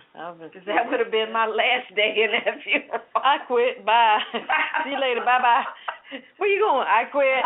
I'm out. Church fingers. I'm out. What you got over there, Papa? I got this is crazy. This is some weird news out of Long Island, New York. Say no more. A suburban New York homeowner was angering his neighbors on his quiet street because he was using his driveway as a hangar for his small plane. Now, in New York, they got a network called My Fox New York. They also reported that his name is Harold Grisky. He's facing huge fines for parking his Cessna in front of his garage in his Long Island home. The station also said that Gresky is going through a divorce, and he said, I can't afford to keep it at the airport anymore. Now peep this here. He was paying $150 a month to store the plane at the Republic Airport. Now, you can't afford $150 a month? Your wife must be she must got the screws all up in your ass, man. You put the vice grip on. I mean, people pay more than that to park a damn car. Anyway, for a month. Mhm. He said I was paying $150 a month to store it at the Republican Airport, but I can't pay it. Now here's the real kicker: the township of Hempstead. Hempstead runs most of Long Island. If you don't know New York, but mostly Long Island, most that's under Hempstead Township. Mhm. Hempstead has slapped them with a $2,500 summons. What? Okay, now how many times 150 is that? Hell, that's 150 times 10. You know, that's 1,500. You know, I mean, damn, that's damn near a year and a half of fines, you jerk off. 150 to the 10th power. All right. So he got to pay $2,500 to the township of Hempstead for parking in the driveway. But he said, you know what, my neighbors who I've been knowing for a long time, they're crucifying the hell out of me. Because half of them got boats in their driveway. And what's the difference? He said, what's the difference? I got a small plane. They got big-ass boats. So what the hell's the difference? Maybe because your shit got wings. Maybe taking up too much space. The damn boat. driveway. I know, but maybe the wings are too long. Shit, I don't know. But he does have a good point. Yeah, he They does. can park a big old RV Hell and now. big boats and whatever in their driveway. Why can't he park his Cessna in his driveway? Hell now. Okay, but you pull a plane in your driveway, Yeah. and your wings don't fold up like, you know. Mhm. I mean, if the wings What happened? had happened? What had happened? Well, I have to. Okay, well, like I said, he got to pay $2,500 now, or he would Yeah. normally have to pay $150 a month. They got him good. So he's in a real deficit of something he could have avoided just by They freaking him telling hard. his wife, yo, yeah, they look treated man. him real hard. Hard. Yeah, well, you know, that divorce can be vicious. Yeah. They gonna get that money from him one way or another. We're having a pajama party. Pajama Okay, party. and never wear drawers underneath your pajamas, or you'll be kicked out. Oh boy. Because we're going to shine a light at the back of your pajamas Oh, to make sure we boy. can see your bare ass. Yeah, Poppa DD might, but we're If gonna take we his flashlight. see underwear underneath those pajamas, you're going to get thrown Well, out. what day is it, Papa? It's going to be on the 29th of August, which is also Michael Jackson's birthday, And Redwine. and Redwine's birthday. Woo-wee. Okay? Saturday, August It 29th. starts at 7 o'clock at night, early, so you can get a parking space, and you Get can your party on. meet the crew, and we have open bar from 7 to 8, so you can come here and Drink on. get drunk, because around 10 o'clock is when the heathens come in. We got music by DJ 2, door prizes, light fair, pajama party show. Think you guys gonna like that. And Fashion show. tickets are $20, so you better get there quickly so you can meet the Pajama Party Crew, Redwine, Ketel, and Poppa DD. Mm-hmm. So we can talk more shiznick to you that night. You can reach us at apajamaparty.com and for more information on the tickets. Mm-hmm. So Check out the website. You can get all the information. That's right. And remember, no drawers with your PJs. That's Poppa DD talking. Don't never wear drawers with PJs. I'm not going to say it no more. Yeah, all right? Sure you won't. If you wear drawers with your PJs, you're getting thrown out the party. It's just that simple. Yeah, okay. We're going to throw an ultra-red light in your back. We ain't messing with you, Papa. And we better not see the silhouette We're or gonna the take rim your flashlight. of underwear, or you're out of there. Anyway. What you got over there, Redwine? We gonna keep it rolling. I'm gonna keep it moving. Yeah. Because tonight, I'm just saying, I think people are trusting technology way too much. Uh-oh. Okay. So this week there was a survey released that said 88% of adults surveyed admit to sexting. So that's a 6% increase over last year. And researchers also shined a light on the benefits of sexting, saying it benefits your relationships. So first of all, I needed to get a clear definition of what sexting is. And it turns out that I was confusing sexting with phone sex. I didn't realize it was a difference between the two. So for those of you who were in the dark like I was, let me try to explain. Sexting basically means using a cell phone to send racy or sexy messages or photos to someone else. Presumably, this is a two-way situation, but there are situations and incidents where someone just sends stuff like that to somebody who did not ask to receive it, and they may not want those kind of messages or photos. Now, phone sex apparently is just what it sounds like, although I've heard of situations where sexting goes to another level, which is what I call that gray area kind of between the two. But here's my issue with all of this. Are we leaning too much on technology to keep the fire burning in our relationships? And the bigger question is, why are so many people trusting other people with keeping their personal information private? Are you kidding me? I mean, I'm just saying. Every time somebody sends a naked photo to somebody else, they're taking a risk that this person is not going to show it to somebody else. Or even worse, post it online or send it to somebody. I mean, the risk is extremely high. Do people not realize that? And what gets me is that these same people will send photos that include their face. I just think that's the craziest thing I've ever seen. Are you trying to make sure that you can never get a job? Or maybe you don't care if your picture ends up on your parents' website, on your parents' email or something. Or even worse, maybe you don't care who sees it. What if your kids end up seeing these pictures somehow? You know, these kids stay online, they searching, clicking. How would you feel if your kids were to see a crazy picture of you that you sent to somebody a couple years ago, and that thing has been floating around on the internet, and you didn't know about it until one day your kids find it? Now, you don't want that. And the thing about the survey that they did, they said that the age group of the people they surveyed ranged between 18 and 82. Really? Elderly people are sexting? I mean, I'm not saying they shouldn't be allowed to get their groove on too, but really? Can you imagine if your grandmother or your grandfather accidentally texted you a picture of parts of them that you never wanted to see in the raw? Oh, my God. Just thinking about it makes me want to lose my dinner. I'm just saying. We need to think 3 or 4 times before pressing that send button on the phone before you send a message or a photo that you might regret later. And even if you delete that stuff that's on your phone, it's probably still in the phone's memory, or it could be in the trash bin of your phone. So if you think about it, you better think twice. That technology that allows you to send that boob shot or a picture of your rear end or whatever you're sending could end up on Facebook, Instagram, Twitter, somebody's website, who knows where. I'm just saying, don't get yourself caught in that trap that you cannot escape. If you want to send a teasing message to your mate or to your partner, hey, that's your business. But just remember, if you break up with that person and they're looking for revenge, they just might use all of that information and try to use it against you to put your business in the street. Trust and believe it has happened before, and it will continue to happen. I'll tell you a story about a woman who planned to break up with her boyfriend, and she knew in advance she was going to break up with him, but she had been taking pictures, throughout their relationship, little naked photos and whatnot. So she figured, well, before I break up with him, I better delete all those pictures off of his phone. So she made a date to go over to his place before she broke up with him. She got his phone when he went in the shower or went in the bathroom or something and called herself being smart.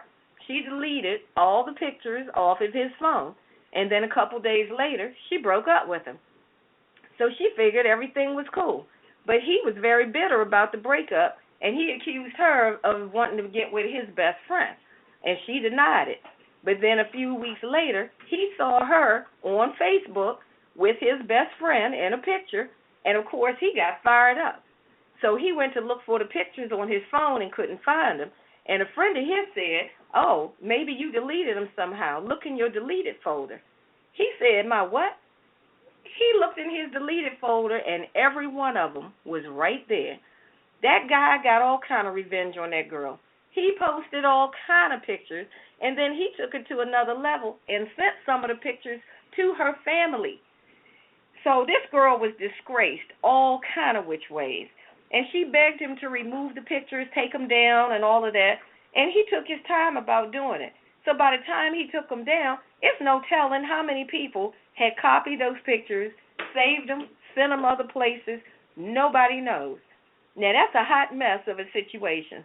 And I'm sure she thought it was all fun and sexy at the time, but not when that crap hits the fan. It is nothing cute and sexy about it.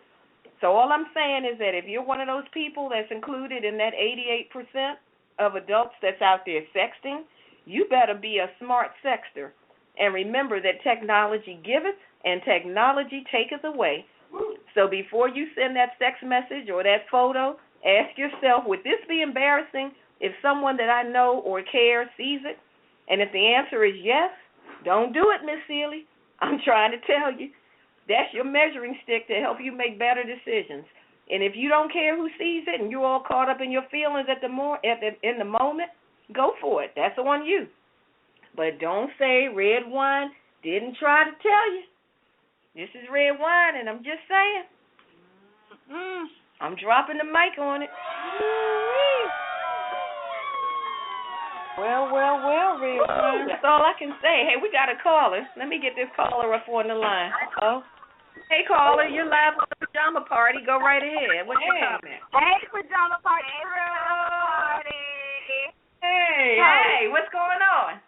This L Boogie calling from the West Coast and little mini short stack, you know. So here's my thing about the sexting generation. I have never, ever sexted because this is the prime reason. Even if your man doesn't leak the pic, them fools at the iPhone store can capture anything that you actually send.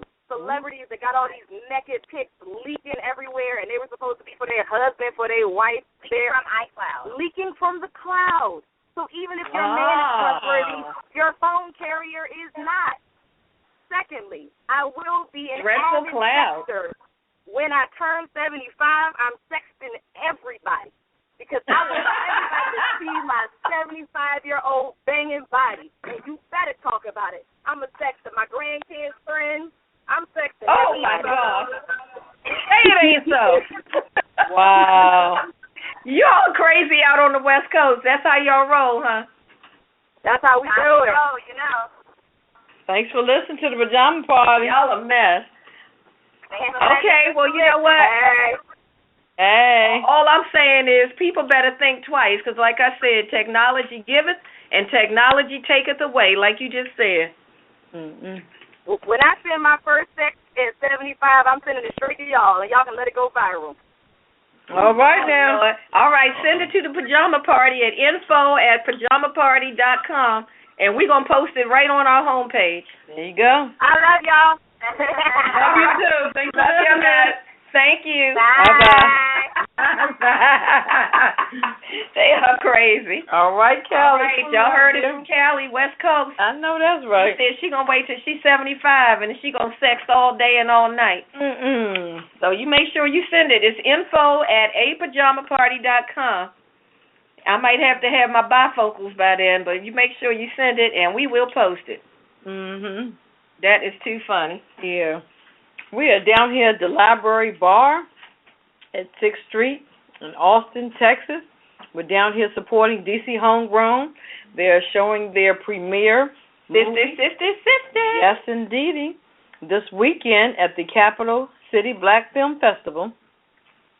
They're going to show it this weekend, so get out there and support. Event Center. All right now. Austin, Texas. Right. Down in Austin, Texas. Right. Down in Austin, Texas. It's hot down here. Ooh, but that barbecue is smelling good. I know that's right. I can't lie. Bump the smoke. Yeah, welcome back to Pajama Party. I'm one of your hosts, Poppa DD. I'm here with Ketel. Hello. And Redwine. Bonsoir. And we're hanging out in Austin, Texas right now on East 6th Avenue. Where are we? At a spot called the Library Bar. Wow. Where that name come from, I don't know. Well, maybe it's all the books. Yeah. Oh, I see something on sexting. I'm sorry, my bad. Okay. Not till you're 75. What you got for us today, Papa?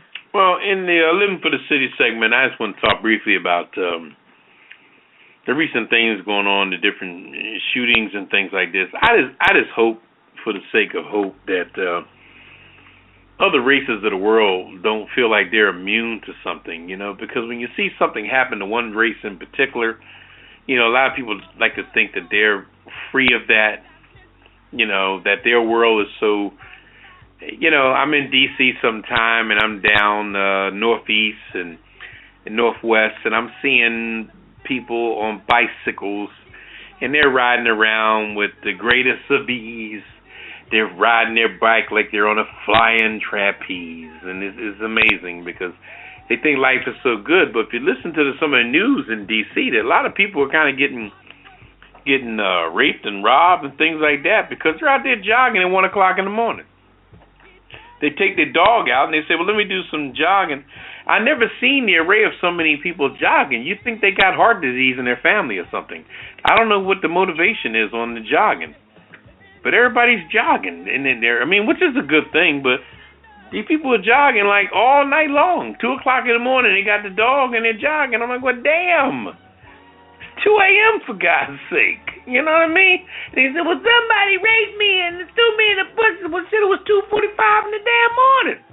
What the hell are you doing out there that late or that early? It's just, you know, I mean, I think that the weirdness of how the neighborhoods are arranged, they come in and to satisfy the yuppies or whatever or whoever, they bring all this elaborate stuff in a neighborhood that probably started off as a black neighborhood, which nothing was given to. So now they bring thousands and thousands of dollars in this neighborhood to transform it into something that looks like something that's going to be safe. Perfect example, you got Temple University in Philadelphia, Pennsylvania. They actually think Diamond Street and all that stuff around there is safe. And people from the college walk down Diamond. I remember a time in Philadelphia, whew, I wouldn't be caught dead on 12th and Diamond, 13th and Diamond. You know what I mean? Late at night, Susquehanna Avenue. You know, I mean, and people walk around, oh, I go to Temple and the lights are on Broad Street, so I'm completely safe. Bullshit. Okay, and the same with D.C. They ride these little red bicycles that they have locked in these little things. You slap your credit card in and they ride around. And these bikers don't follow the rules of the road. I don't know how many times I almost whacked a couple bikers. If you're out there listening and you're a biker in D.C. or any of these major municipalities, when you are riding with the flow of traffic or next to a car, if you have a red light, then that red light belongs to you too. Stop. How many times you drive and you see a bike go right through the damn intersection on your ass? You got the green light, green as hell. Green as a damn granny apple. Okay? And all of a sudden, you ride and the next one, here's a damn bike going past you. I'm like, damn. You are restricted and you have the regulations to go with the flow of the traffic. When you got a red light, stop. When you got a stop sign, stop. You know, they got all these little things in the street with a little bike head and a little arrow saying bike lane. Now, how many bike lanes you see that shouldn't be bike lanes? It's just crazy. It just shows you that the money that comes in the revitalization of the city and all the stuff that goes in, the co-ops and everything, all the stuff they're building to give these people the illusion that the neighborhood is so damn safe, comes along with bike lanes and everything else. And in closing, I just want to say, bikers out there, yuppies out there, look, I know you're living the life of Raleigh. I know you're between 22 and 29 years old. You're making $90,000 a year. I get that, okay? But you know what? That neighborhood you're riding in, all carefree, that neighborhood was war-torn like Beirut, Lebanon, 5 years ago. Believe me, look at some old footage of the neighborhood that you're in right now. It was horrible, and there's no way that leopard's going to change the spots. So when you come to town and you're new and you think everything is cool, check your history and see what you're actually in. You know, you should have seen what it looked like before they built that national stadium over there in, what is that, Southeast? Anyway, we won't go there, but check your history. That's it for me with living for the city. All right now. Yeah. Poppa DD has said so.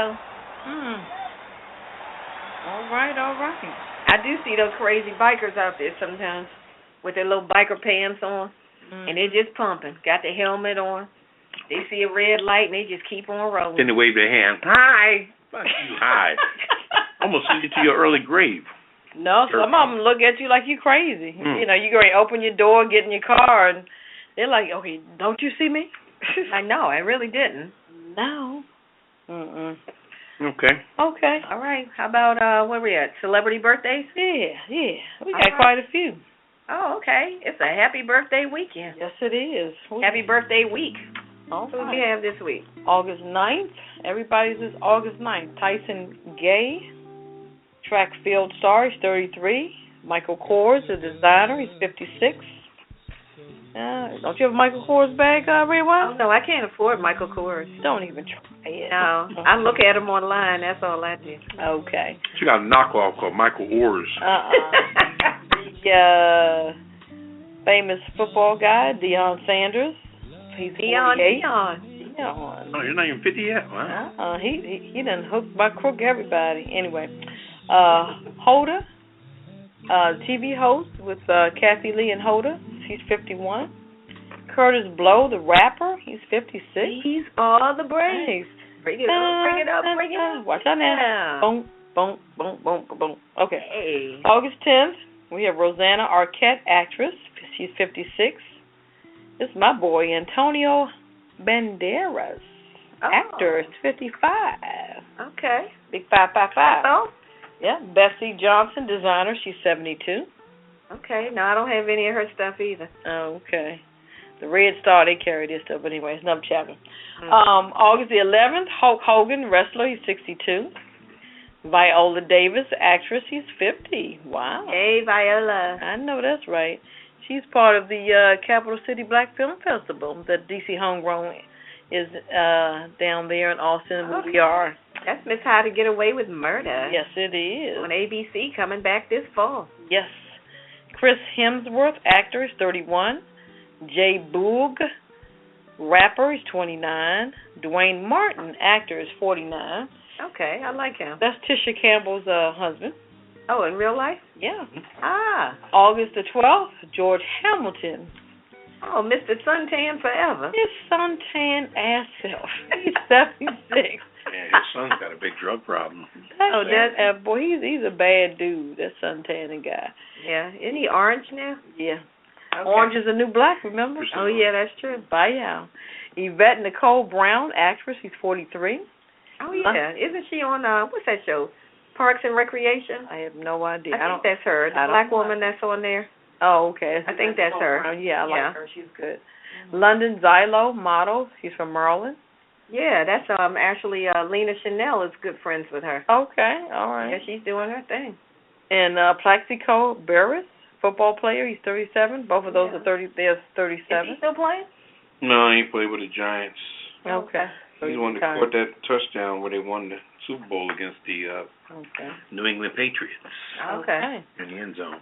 August 13th, Danny Bottaducci, actor, Partridge Family, with the red hair. Yeah, he's 56. Okay. Adam Housley, news anchor, husband of Tamara Morley Housley. He's 43. I didn't know he was news anchor. Dawn Lewis, actress and singer. She's 53.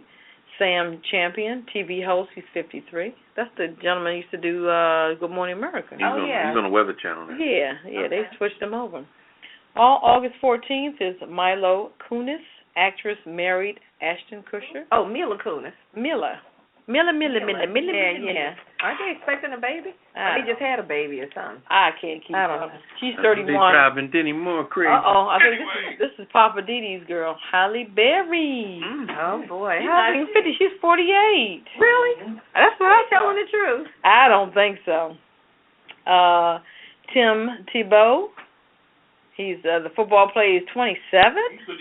That's all? That's it? I guess it was right because they got him right out of college. Okay. When he joined the NFL. Magic Johnson, the basketball player and the businessman. He's 55. Steve Martin, actor, 69. Well, excuse me. It's Marisai Martin. She's actress, youngest daughter on Blackish. She's 10. Oh, the little girl on Blackish. Mm-hmm. Okay. Jackie, actress. She's 58. Mary. On 227. Mary. David Crosby, guitarist. Crosby, Still and Nash. She's 73. Oh. Lamone Morris, actor, 34. Daniel Steele, novelist, 67. She's written some great novels. Mhm. August the 15th, Jennifer Lawrence, actress, The Hunger Games. She's 24. Okay. Ben Bama Affleck, because he's on the kisser list, because he's divorcing my girl. Okay. Ben Affleck, actor, he's 42. Put him on the list. Anthony Anderson, actor, 44. Mhm. Mr. Blackish. Deborah Messing, oh, that's my girl. She's funny as hell. Actress, she's 46. Rondell Sheridan, actor, is 56. Melinda Gates, entrepreneur Bill Gates, his wife, she's 50. Mm-hmm. Oh, you know they're gonna party like it's 1999. Oh yeah, and they can afford it. They're probably sitting at the couch with a glass of red wine. Oh no, they have champagne, Dom Perignon. 10 times over, right? Yeah, they use Dom Perignon to cool the Dom Perignon. Quentin Aaron, actor in Blind Side, he's 30. Oh yeah, the guy that played the football player on The Blind Side. Oh wow, okay, he's 30. Okay.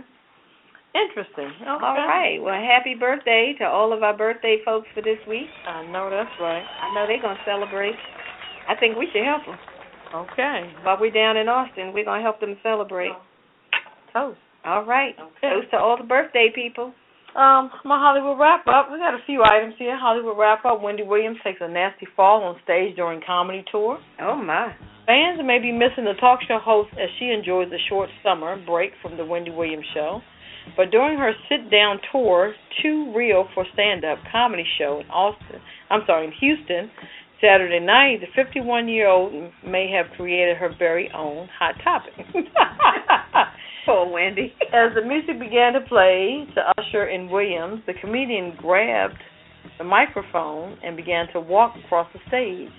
Unfortunately, one misstep led to a pretty dangerous fall. Shut the bleep up. Okay, there's the fall that never happened, she joked to the audience after the incident, but of course they put it on YouTube. Of course. Yes. She added, number one, this is like our 7th city on our 12th city tour. Okay. Number two, every stage is different, and I didn't see that blank. I am 12 feet tall, but you caught it right. Did you catch my 51-year-old recovery? Actually, Williams handled it like a pro in her True Religion denim shorts and white T-shirt. She even took a seat in her glamorous chair where she sipped on a little red wine. Uh-huh. As Williams continued her comedy tour across the country, fans can look forward to all new episodes of the Wendy Williams Show beginning in September the 14th. Yeah, I saw that video. It was actually kind of funny. She clearly didn't see where the end of the stage was. She just walked right off the edge of the stage and just went bloop, and went right over the edge. I got one more tidbit. Over the weekend, Empire, they grabbed an award from the TCA Awards, which is the Television Critics Association Awards. Yay! That was on Saturday. It was non-televised. MC was the CBS Late Show host James Corden, and it was in Beverly Hills. It was at the Beverly Hilton Hotel. All right. Congratulations, Empire. All right now.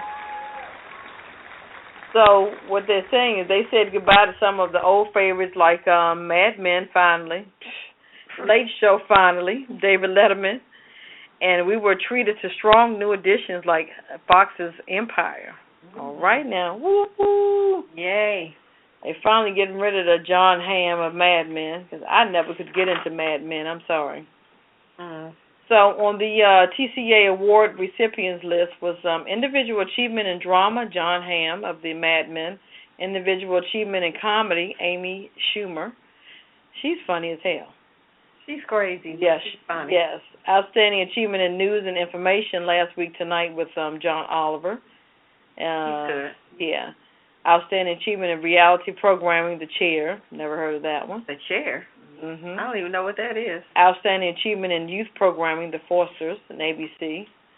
Outstanding New Program, Better Call Saul, AMC. Outstanding Achievement in Movies, Miniseries, and Specials, The Jinx. The Life and Deaths of Robert Durst, Never heard of HBO. Outstanding Achievement in Drama, The Americans, I've heard of that, FX. Outstanding Achievement in Comedy, Inside, and Amy Schumer. Career Achievement Award went to James L. Brooks. The Heritage Award, The Late Show, Late Night with David Letterman. And rounding up the end program of the year, Empire. Yay! Empire strikes again. Yes, and they come back. Hello. They come back on, I believe, September the 14th. That's the premiere. That's my Hollywood wrap-up. All right. Well, we got about 10 minutes before we got to get on out of here. Okay. They're looking at us funny from across the bar. Okay. All right. You want to go ahead and tell them about the cocktail? Sure. The cocktail of the week is you have to get the appropriate glass for this. I had to tell Redwine this earlier. What's use a red cup or Put something? me out like that. No red cups. The champagne glass, because the effervescence of the sparkling wine has to go in there. Okay. Yeah. It's called the Mimosa Strawberry Colada. You have to get the appropriate glass, which is the champagne glass. Ketel. You get any type of blush sparkling champagne of your choosing. We are using Barefoot Bubbly tonight. A good orange juice, and you top it off with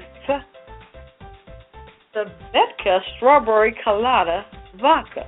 And it is the true bomb diggity. I'm buzzing on it now. So 3/4 quarter glass that you put in the blush sparkling champagne. You pour with the best orange juice that you have. Yes, Tropicana, Trop 50. No cheap What is tickety. it called? No Donald Duck. Everlast. No Everfresh. Everfresh. And then you top it off with the Vodka Strawberry Colada. In a frosted white bottle, honey. There you go. Ooh la la.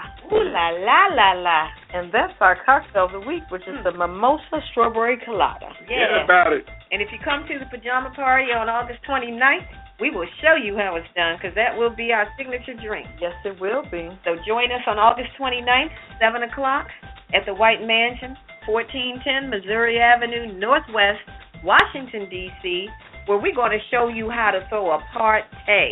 That's right. Website has information, www.apajamaparty.com. Let's move on with the Kiss It list. Okay, who you got, Poppa DD? I got the EPA for turning that water in Colorado orange, because they all high on weed, so they don't know what they're doing. We got Target for taking away the signs of letting people know what a male and female toy is supposed to be. I guess the little boys can play with Barbies now. I guess it's all over, and little girls can wear the damn G.I. Joes. What are you going to do? Oh, Here we go. Macy's with the Red Star. of course. Every week. Don't forget they got a preview night on Thursday. Oh, yeah. All right? Home Depot. Home Depot has some really, really jacked up credit situation going on. Yeah. So if you got a Home Depot credit card, you better watch yourself. They'll run your credit 5 times a year. All right. More than that. And adjust your little credit accordingly. Yeah. Ben Affleck for divorcing Ketel's buddy Jennifer Garner. Jennifer Gardner. They ain't shit. Roger Goodell, Tom Brady. Y'all know what Yeah. you're talking about. Deflategate shit is still going on. All those Republicans that were stumbling over themselves during that debate, they couldn't even answer a straight question. All of y'all are on the Kiss It list. Megyn Kelly. Yeah, he got a special place for And we're going to put the NFL for not trusting Junior Seau's daughter. She did a fantastic job. She sure did. Yes, She she spoke did. very well. She brought tears to everybody's eyes, and they were afraid that she was going to jump on. Please, worry about yourself.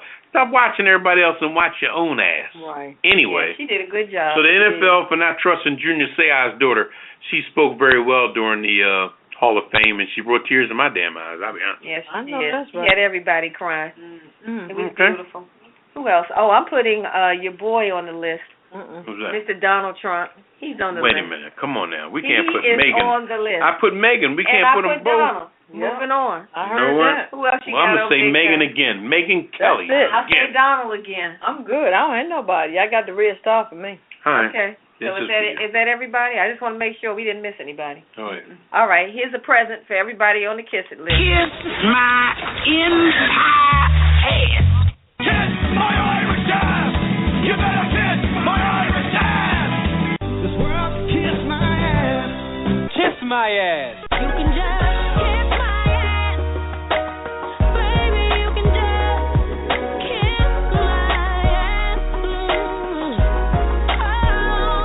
Well, you can kiss my country ass. I said if you got a problem.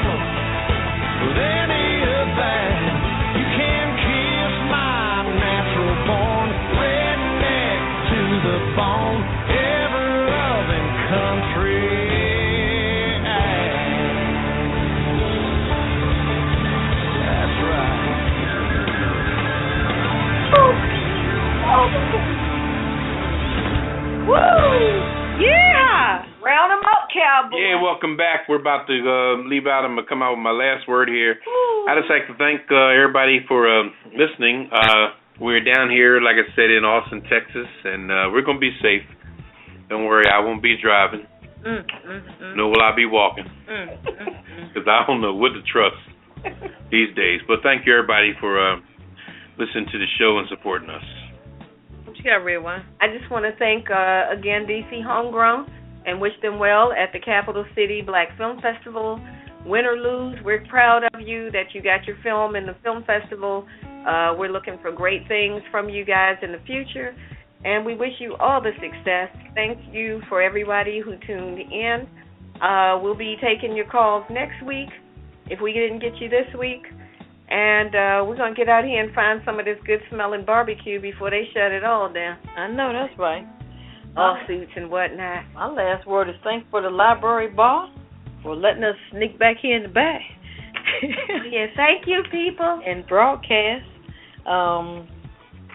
Also, cocktail of the week, the Mimosa Strawberry Colada, it was off the chain. Delicious. Yes, it was. We want to thank our old listeners, new listeners, future listeners. Delicious. And the ones that don't know about us yet, but we here. We're going to put the word out. So check us out at our Pajama Party, actual Pajama Party on August 29th, 7 p.m. to midnight. After midnight, we turn into pumpkins. So we're going to have an open bar from 7 to 8, music by DJ 2, door prizes, light fair. We're going to have the Pajama Party fashion show. Redwine going to show her stuff. Wow. Oh, no, Papa might get out there and do a little bit. You can check us out on www.apajamaparty.com to get more information on what's going on. Get your tickets. Get your party on. So thanks for listening, and we'll check you next week. Get your dance on. Yeah. Say good night, John Boy. And remember, What, Papa? pumpkins is a code word for freaks. Oh, my gosh. Say good night, Papa DD. Good night. Say good night, Ketel. Good night. Bonsoir. Initiating shutdown sequence. Is it all over, Rock? I guess so. I bid you farewell, arrivederci, sayonara, and all that sort of jazz. Well, when you gotta go, you gotta go. Well, good night. Yabiko. Sana. I regret to announce this is the end. I'm going now. Good night, and good luck. Was it as good for you as it was for me? Now give me a kiss and say good night. Good night. Good night. Thank you. Goodbye now. Goodbye. Goodbye. Thank you. Goodbye. Thank you for attending our show, and good night.